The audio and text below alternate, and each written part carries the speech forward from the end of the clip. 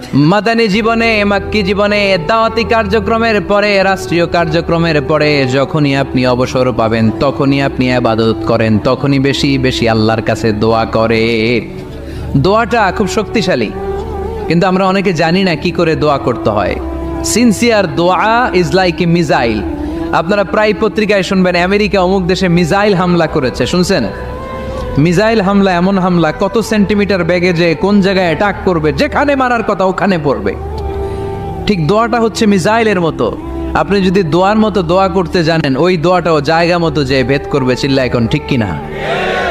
কিন্তু আমরা দোয়া করতে জানি না, কি করে দোয়া করতে হয় এটা জানি না।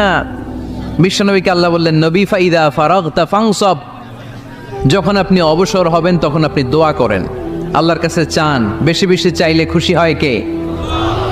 তার মানে প্রথম ঘোষণা হলো ফাইদা ফারাগতা ফানসব।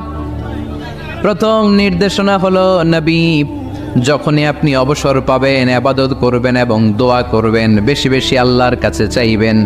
2 নম্বর